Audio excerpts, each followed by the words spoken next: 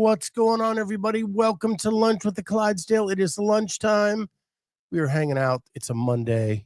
What is going on, Andrew Sten? What's going on, Judy? Man, this is a couple times in a row. You off for the summer?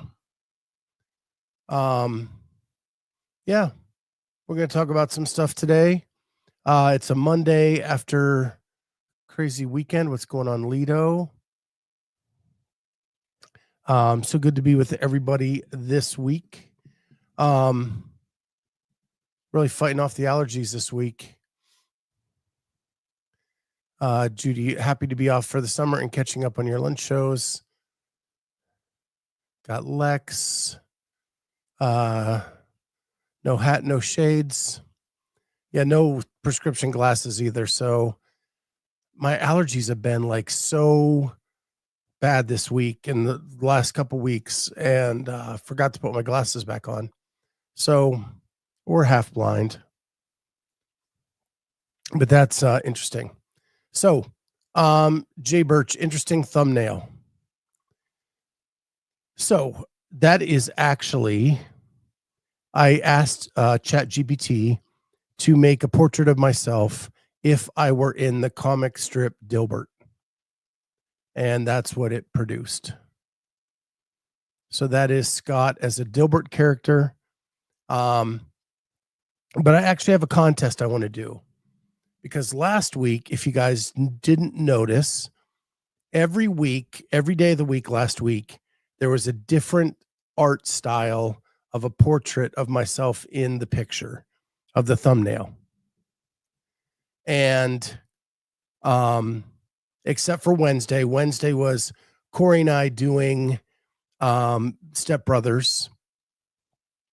But Monday, Tuesday, Thursday, and Friday, 4 paintings were done from different famous artists.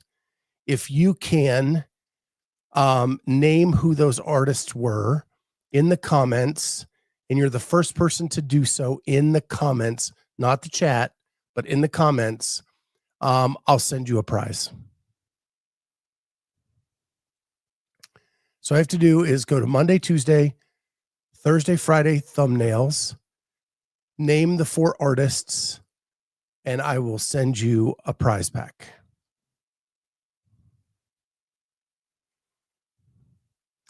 And just to kind of give you a quick remembrance of what those look like, I'll try to pull that up real quick.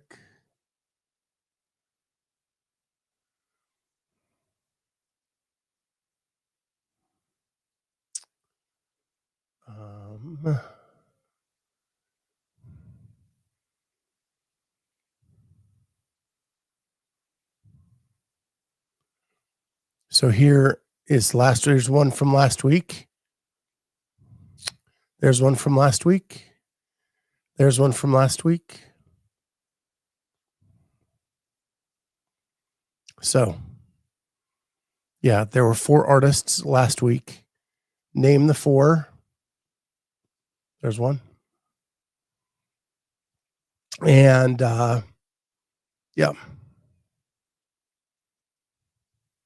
There you go. Can win a prize pack. Something fun. Something new. Last Chance Qualifier has come to an end. We are waiting for the official results by this Friday, but unofficially, it appears that Yonakoski and Lydia Fish are the 2 people going to the CrossFit Games, pending further video review. I think it's an interesting. First of all, I think the way, and I said this last night on our show, I think this season has been the worst structured season of all time. And I think that the Last Chance Qualifier was a joke when you have over 100 people that qualified on both the men's and women's side to do the Last Chance Qualifier to get your shot at the games. And you had 19 women sign up, 15 submitted scores. And I think you had like 15 men and 9 submitted scores. out of 100 from each side. That is a complete joke. Complete joke. But anyway, Lito said everyone was just exhausted. I don't doubt that at all, but I think it's the way the season was structured that created this to happen. I think, and I don't know.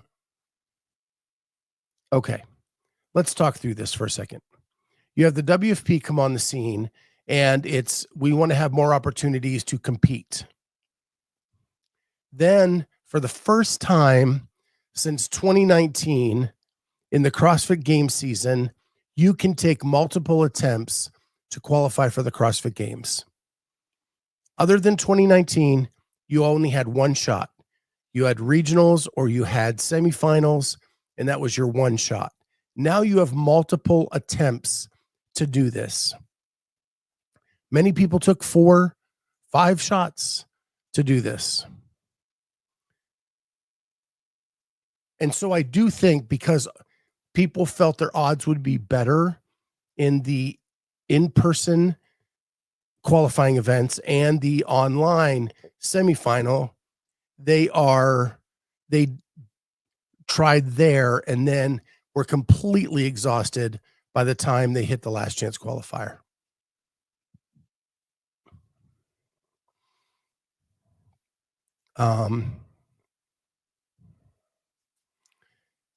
So I also said last night that because of the way it was planned out with the affiliate semifinal in the middle of the season, it really messed up the in-person qualifying events. It weakened the fields everywhere. It gave the third-party people running those events literally no chance to make any money back. And they just did a really poor job. And by the way they structured the team season, that really screwed up the in-person qualifying events, because the teams are what draw people to those regional / in-person qualifying events. And we took that away from the event organizers as well. So affiliates didn't come in droves to cheer on their teams. It was just, you had to be the fan of an athlete to do that, which actually caused a reduction, in my opinion, of the attendance at those events.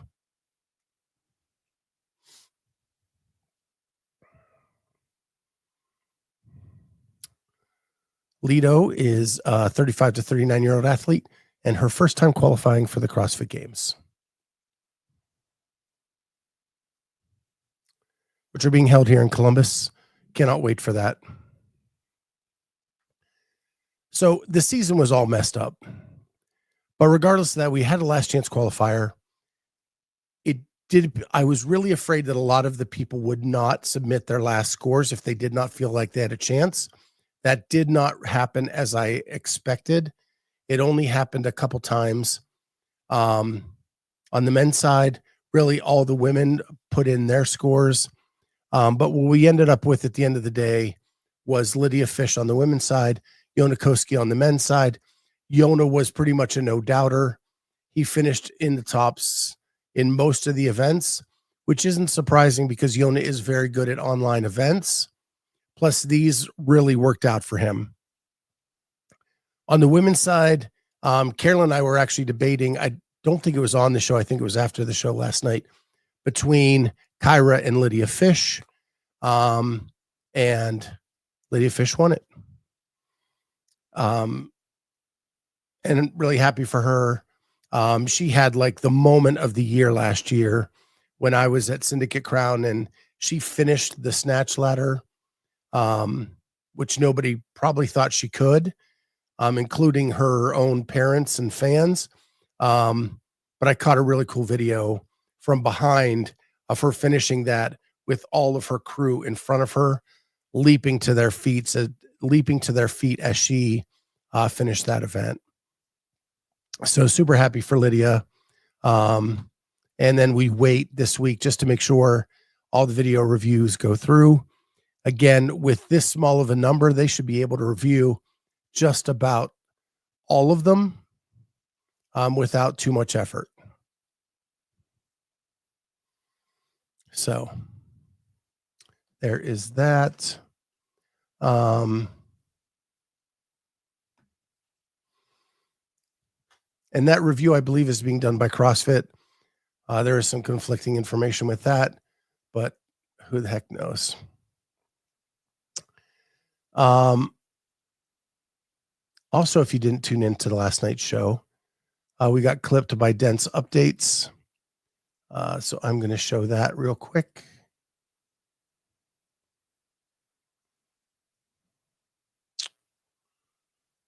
Sure I am.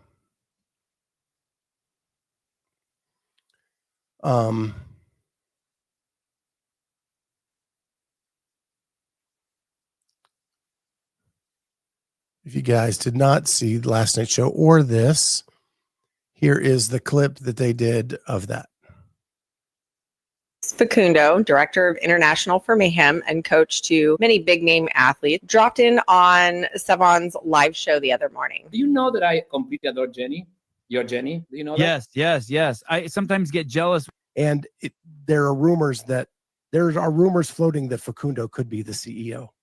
Oh, really?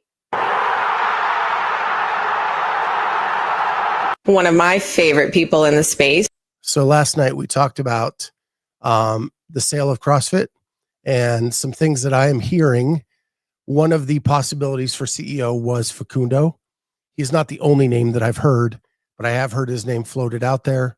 I am in no way an insider in this sale, but that is a name that I heard as someone that could be the CEO of CrossFit once the sale goes through. But she put that out. I shared it, but please know I am not an insider. That is just something that I've heard floated. But I've heard it a couple times. So there is that. The other thing I wanted to dive into briefly is we had the Community Cup going on this weekend, and there's been very little attention given to that. We talked about it briefly last night on our show. Jamie's gym actually used it as an in-gym competition, and they did the 3 workouts as the competition for the gym. They do those every year, which I thought was a very creative idea.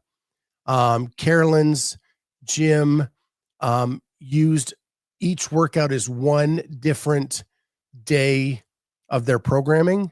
So I think from like Thursday was one workout, Friday was another, Saturday was another, so that everybody could do it, but not everybody signed up for it in both cases. Some people did, some people didn't. I also just finished watching Amanda Hari's video where she finished the last 2 workouts. She has another video where she did the first workout and talked about doing it. But at the end of it, she's like, after reviewing her video, she felt like her reps weren't necessarily the best reps. But after thinking about it, like it wasn't for anything. It was just to like come together as a community. And so she ended up not redoing the workout because she felt like it wasn't really for anything. And you can go check that out on her YouTube channel. It's a pretty short video because the one is just the lift and the other one is just the intervals. And so my question to this whole thing is, I think it's a cool concept. I think the timing sucks. You put it right in the same weekend as the Last Chance Qualifier. You're in the summertime when everybody is off and vacationing with family. And if you've been I've been an affiliate since 2011. Every summer, our numbers go down because people are on vacation. People are on the road. People are in and out. Kids are out of school. So schedules are all wacky. There's sports all summer. And so you have less participation as an affiliate overall. And then to put this Community Cup smack dab in the middle of that, plus these other things that are completely different going on the same weekend, that's That's a hard thing to put on the affiliate. A community cup and a last chance qualifier. Now, we didn't have much participation in the last chance qualifier, but they're both on the same weekend. I think that actually getting rid of the quarterfinals was a mistake. Now, maybe instead of quarterfinals, you do the community cup a couple weeks after the open, and then people can continue on and have this competition in their levels before we get to summer, before we get to the heart of the competitive season. And maybe all that is done in that little February through March, April time. Andrew Sten says maybe schedule it around the time of the games. Use it to get games more attention. That's a possibility. Or use the same workouts as the last chance qualifier, or what I think, use the same workouts as the in-affiliate semifinal event and let everybody participate. And have the in-affiliate at the end of the season. And then you have your upper 1% or whatever, 3% that are competing for a shot at the CrossFit Games. And then you have all the scaled versions of that down below for everybody to participate in. And then maybe you get more attention to the games that way. I don't think many people are interested in doing yet another online comp, whether that's the LCQ or the Community Cup, and affiliates aren't interested in running it. Yeah, that's why I think you should combine it. Combine it into one event and not add on another one.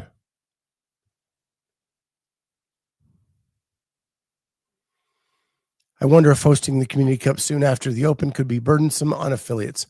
I'm sure it would be. I'm sure it would be. Jay Birch, who works out in Camp Pendleton out behind his house, don't make it where you have to do it in an affiliate. Yeah. Then we have Jonathan coming in. What about this service member cup at Mayhem? Well, I don't think it's called service member, but service members are involved. It is the occupational games, because you do have first responders, police, fire, teachers, healthcare workers, and then you have the service members as well. That is happening in the fall, completely after the season, completely away from everything else.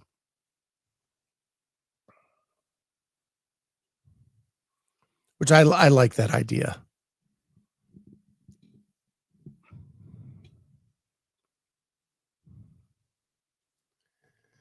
My affiliate owner had zero interest. A couple people did the workouts. That's it.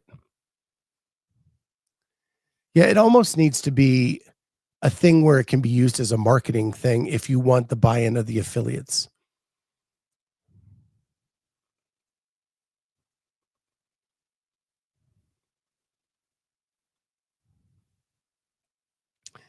And Lido, this is what I think. The LCQ needs to be merged with the online semis. 3 spots only, done after all the in-person semis. Yeah, I don't know about the number. Like, I'm okay with 5. I'm okay with 7, whatever it is. However many spots are left of the 30 after in-person, put them all into that last chance qualifier, merged online semi, and do the whole thing at once.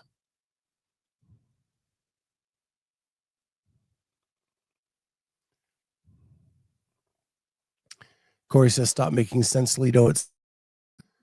I know. But we're probably going to have new owners very, very soon. And they may change all this stuff.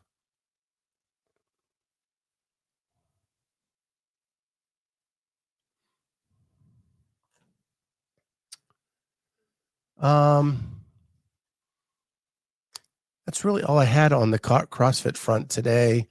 If you did not see last night's show, I implore you to go watch it.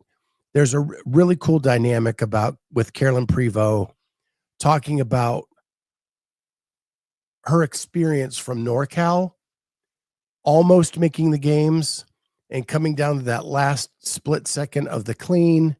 She talks about that into how her week went with just missing out, then Alex having the car accident, how that affected her, how she got a call from CrossFit telling her to stay ready in case Alex couldn't go.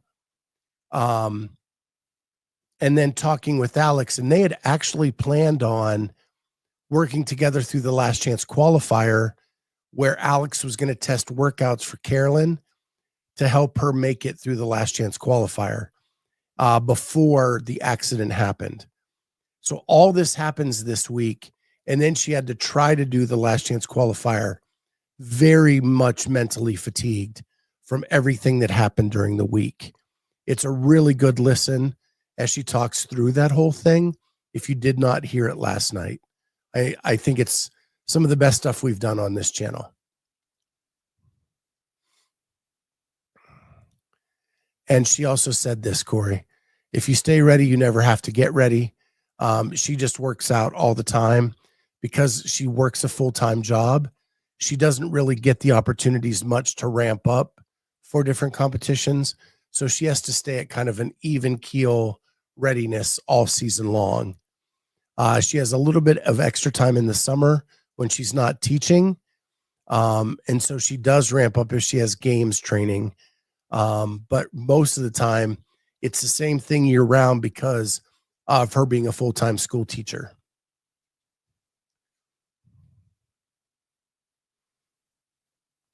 David Johnson, we did the Community Cup workouts. We just programmed one each day early last week. Yeah, that's what Carolyne's gym did too. Lido, great show last night, Scott. I caught up this morning. Corey, last night's show was great. Agreed. Yeah, I'm not saying we were great the whole way through, but that Carolyne part was really, really cool. And she was also asked if she would hit that last bar at NorCal. And her response was, I never missed 225. Her only attempt at that 225 bar was with 3 seconds left to go. And by the time she lifted it, there was no way she could complete the lift before the buzzer went off. And she just kind of like left it go.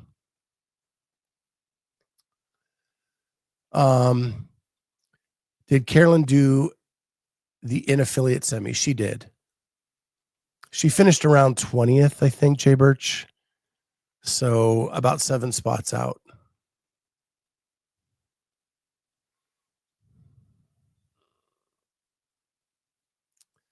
Corey, I don't miss 225. Carolyne, the absolute G. Love that from her. And by saying that, we're not taking anything away from Hattie, because I think Hattie rushed that lift too. If she would have had more time, she would have had more time to set up. But it would have come down to this hugely climactic finish that we as spectators all got cheated out of. Because one of them was going to make a lift. You add a minute to that time cap, one of the two of them were going to make a lift at some point. And they were going to look down at each other. They were going to face off. And it was the first one to get that bar up was going to win. And one of them was going to make it. And we got cheated out of that. That's what sucks. But it was cool getting her perspective about that. And really going into the race, before they lowered the weights, her plan was to go slower on the rope climbs and the box jumps, because she knew her max clean, squat clean, was more than Hattie and Holta's. And her plan was get to the bar. She knew she could hit it, and then she would be able to beat them at that point. But she gave kudos to Hattie, who stayed ahead of her the entire time through that race. But yeah. And speaking of which, we are going to have Hattie on the show tonight at 6:30 p.m. Eastern time. So we'll get Hattie's perspective as well. and how it came down for her and what her process was, what her plan was. We'll hear from her and get the other side of the coin. But yeah, 6:30 p.m. Eastern time, right here on Clydesdale Media YouTube channel.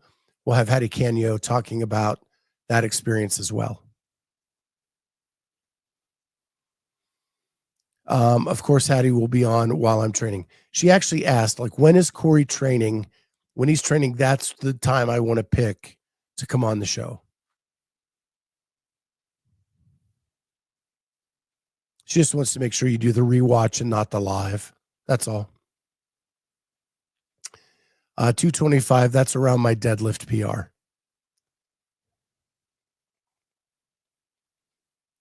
Yeah, these women they're just amazing athletes. Amazing athletes. So, if you listened to the show last week, and we talked about Corey's experience with MFC qualifiers, I think we have a continuation of that story coming this Wednesday. So stay tuned for that as well. Because I believe we're still in limbo status with that. And you'll get to hear his perspective on that as well. This Saturday night, I went to see Buddy Guy play at a local concert venue here in Columbus. And about an hour west of Columbus towards Dayton. It's like the best venue in Ohio. It's the coolest venue ever. Went to see him.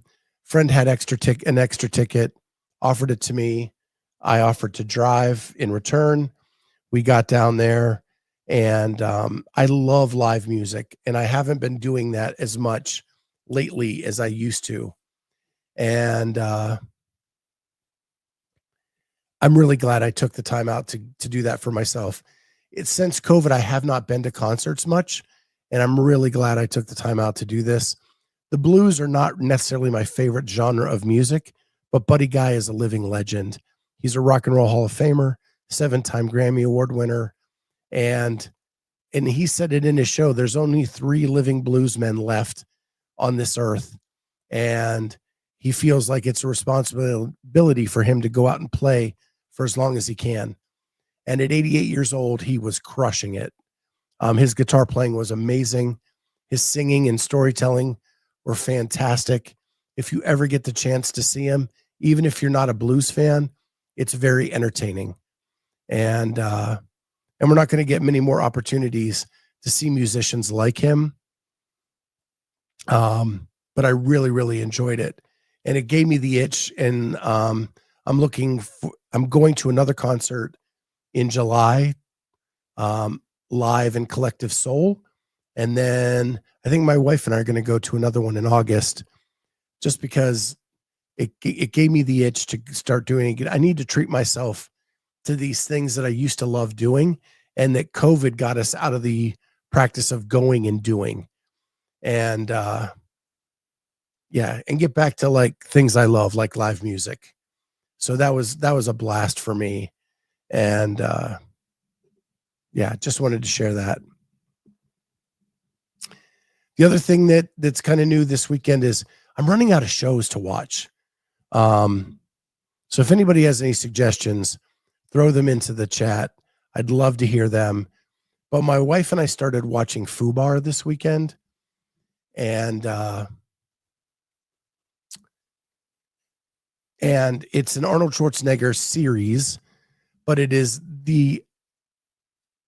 that awesome 80s action with Arnold stupid humor stuff. If you miss any of that and you're old like me, it's been fun to watch so far. And I'm really, really enjoying it, but it's not going to win any Emmys or Academy Awards or anything like that, but it is freaking funny, and it's nostalgic.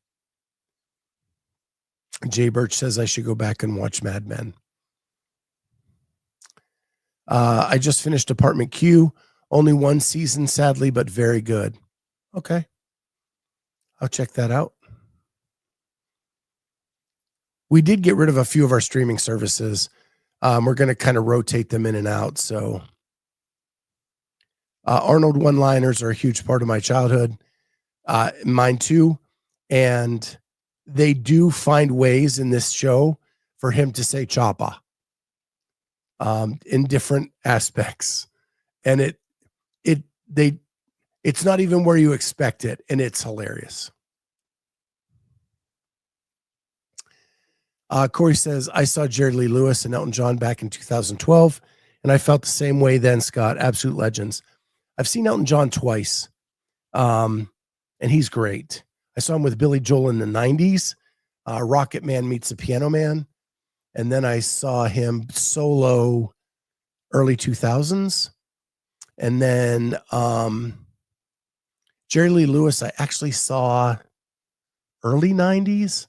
At Three Rivers Stadium in Pittsburgh before it was torn down, and it started to rain, and he went in and played the organ they use for the baseball game to entertain during the rain delay.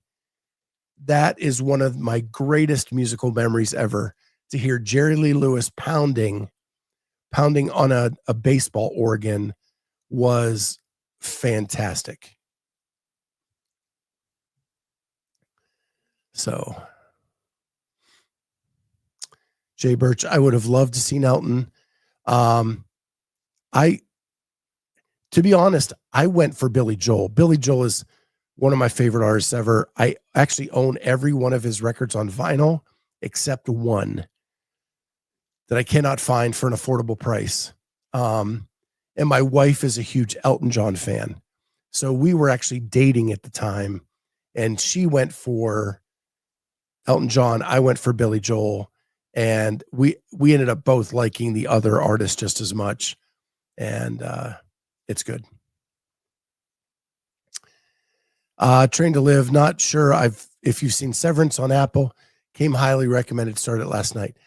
My daughter's been trying to get us to watch that. Apple TV is one that we've kind of canceled for now, and but we have to get it back because I'm a huge Ted Lasso and huge Shrinking fan. So when it comes back, maybe I'll jump in and watch Severance while we have it. Brett Owsley, 4 Seasons on Netflix was good. I've seen that already. My only issue with 4 Seasons, Brett, is that by the end of the show, I didn't like any of the couples.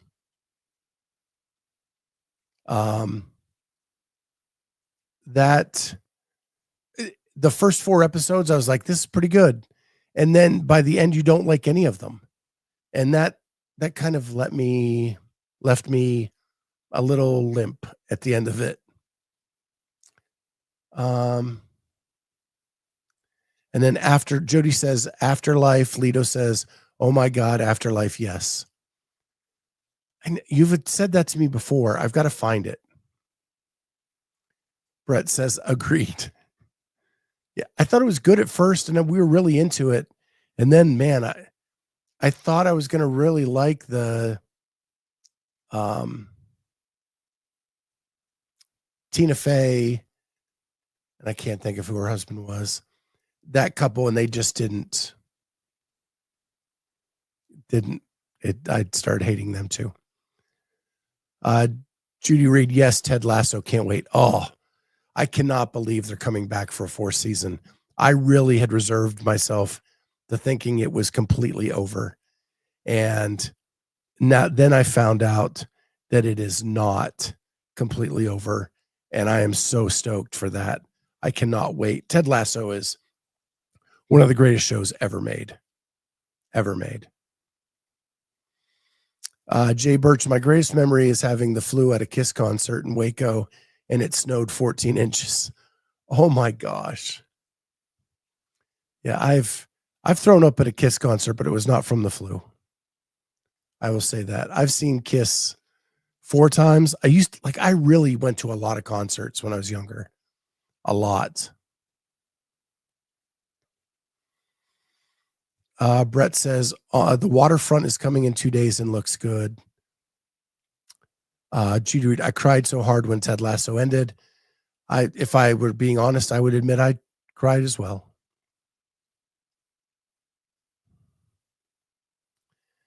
I saw an interview where Ted Lasso was sharing him asking coaching questions to Jim Harbaugh. Great stuff. If you didn't know this, Ted Lasso actually started as a commercial.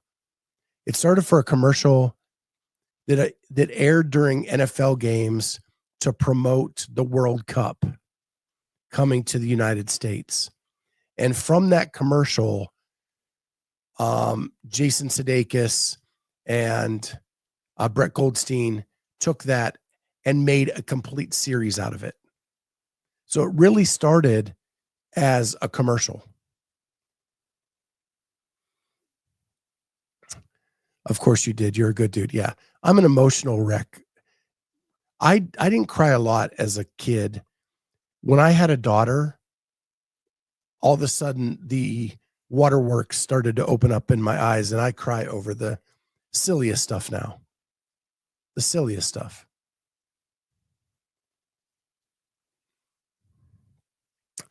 That would be an interesting top 5 for people to share. Best concerts. I imagine it would be an interesting mix with this group. I am sure it would be. I'm sure it would be an interesting mix for sure. It was an NBC promoting the Premier League. Okay. So it was not the World Cup. It was the Premier League. Got it. Thanks. Thank you, Andrew. He is our resident football expert. Are you caught up on Wrexham, Andrew Sten? Because I am caught up and I am loving this season.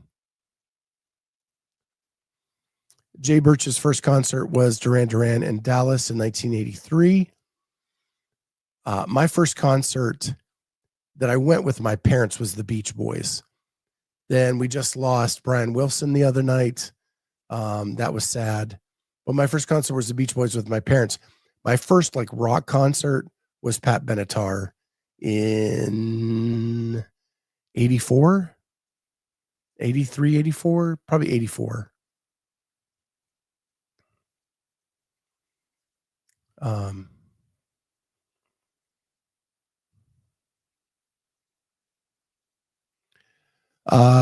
Andrew is caught up. Pretty sure it's a short season for the show, though, which sucks.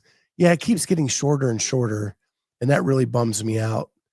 But I think the emotion this year, because of the growth of the team and how some of the players haven't grown as fast, and as they're getting promoted, they're just not able to keep up, and that they have to let people go and move people from different roles within the organization is really emotional.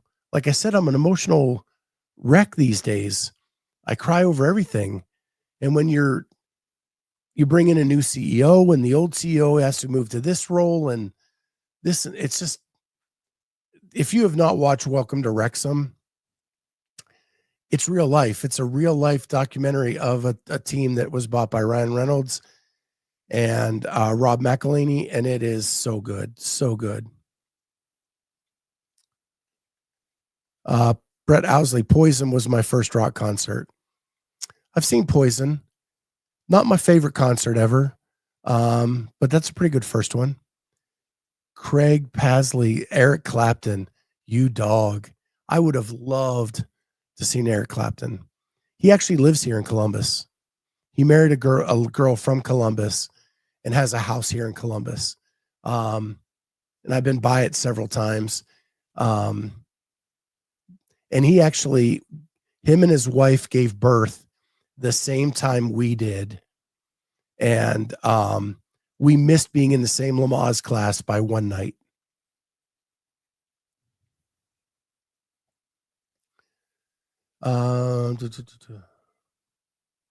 Jody asks what's it's on.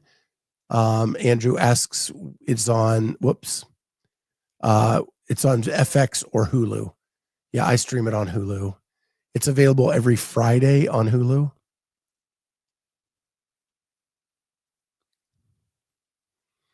Vicky says Tom Petty, been to 7 concerts, by far one of the best ever. Yeah, Tom Petty's awesome. Scott is a glass case of emotion. Yep. You never know when I'm going to break. All right, guys. Well, we're coming up on 1:00, which means most of us have to get back to work. Doug comes in with Alice in Chains. Thanks, Judy. That'd be a good one too. That double guitar stuff that they do and the double lead singer stuff is so good. So different than anybody else. With that coming up on the hour here, I'll let you guys go because you knuckleheads need to get back to work. And so do I. With that, we'll jump back in tomorrow. We'll continue our conversation and we will see everybody next time on, hey, don't forget Hattie Canyo tonight, 6:30. And then tomorrow back with Lunch with the Clydesdale. Bye, guys.